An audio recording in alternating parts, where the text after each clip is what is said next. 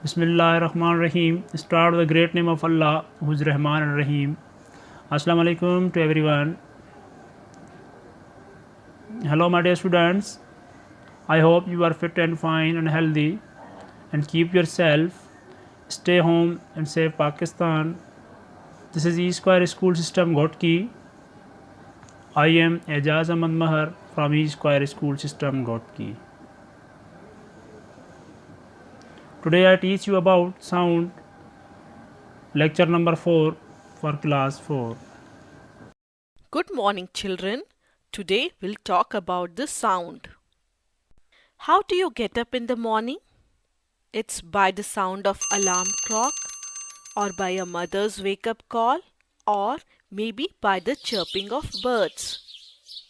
So you can say that your day starts with the sound. Sound is a very important part of our life. We are able to communicate with each other mostly by sound only. So let us learn more about sound. So how is sound produced? Can we clap with one hand? Or can we play the drum without thumping a drum? No, because sound can be produced with the help of two objects.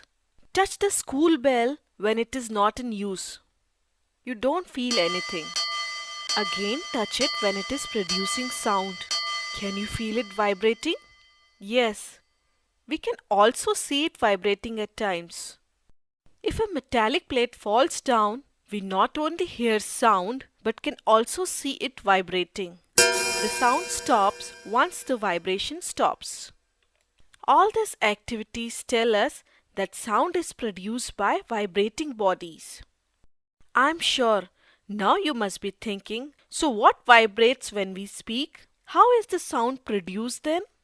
Well, when you sing a song or speak loudly, just keep your hands on your throat and see if you can feel anything trembling. In humans, the sound is produced by the voice box or the larynx. Put your fingers on the throat and find a hard bump that seems to move when you swallow. This part of the body is known as the voice box. So, we can say that any body when vibrates produces sound, and when it stops vibrating, the sound also stops. Let us see how different musical instruments produce sound. The instruments like guitar, violin, veena, etc. contain strings of different thickness fixed on hollow wooden boards with different tension, that is, tightness varies.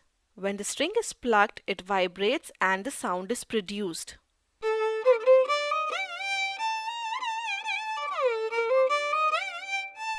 The varying sound is produced by the variation in the thickness, length, and the tension of the string. These are the stringed instruments. How about drum? In drum or even tabla or mridangam or dholak, generally cylindrical in shape, contain membrane fixed with different tensions on the two sides. If the membrane is vibrated by hand or by sticks at different places, different sounds are produced. The flute or clarinet are the blow type of instruments. These instruments have cylindrical tubes open at both the ends. They are provided with holes in a row on their surfaces.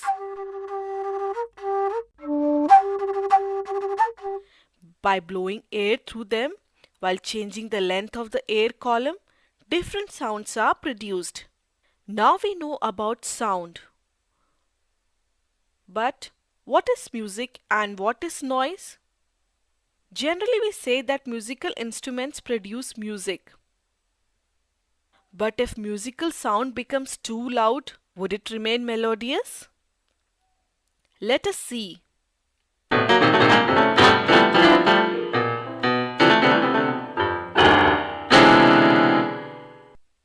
What was that? That didn't sound like music. We will call it noise only. So, the unpleasant sounds around us are called noise, even when they are produced by musical instruments. The sound was irregular, without any order and rhythm, so it was not pleasing to hear, and we called it noise.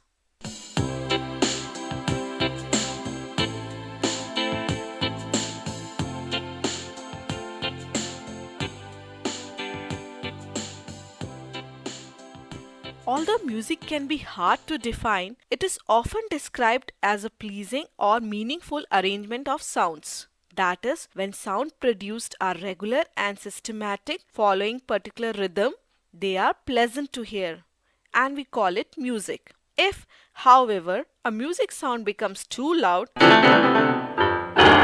it would become noise. Can we create music using kitchen utensils? Yes, let us do that. Take 6 metal bowls or tumblers. Fill them with water up to different levels, increasing gradually from one end to the another. Here we see the water level is decreasing from one end to the other end. Now take a pencil and strike the glasses gently. Strike all of them in succession. You will hear a pleasant sound.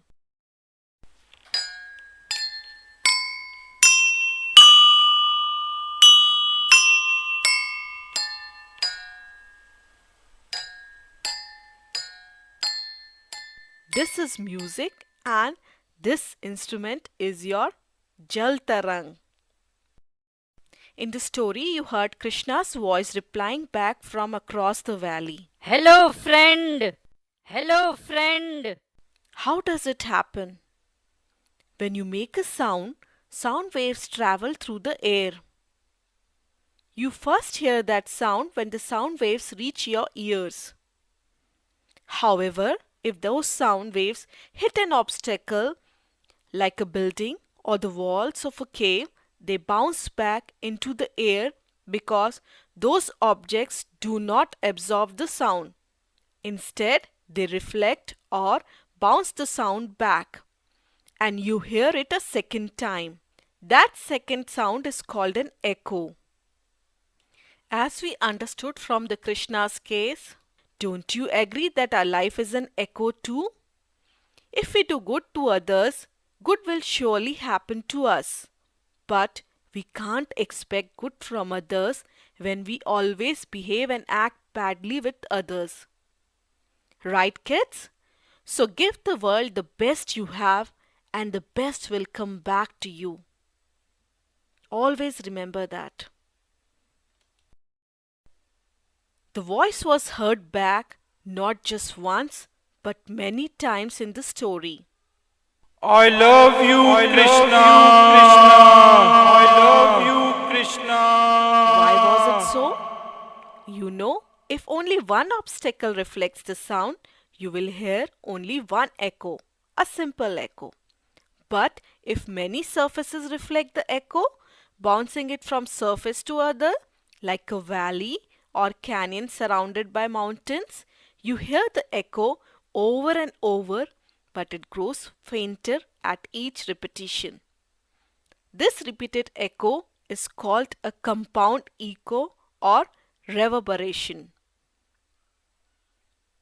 You know, echoes can be used to measure how far you are sending from the echo-producing surface, since sound waves travel at about 1 mile every 5 seconds. To sum up, we now know that vibrating body produces sound, and when the vibration stops, the sound is not produced. All the musical instruments produce music by vibrating some or the other part. Even in humans, the sound is produced by vibration of the voice box or the larynx. When the sound is pleasant to hear, we call it music, and the unpleasant sounds are called noise. Also, if the sound waves hit an obstacle like a building or the walls of cave, they bounce back into air and we hear it a second time. That second sound is called an echo. That was all for today. See you next time. Bye bye, kids.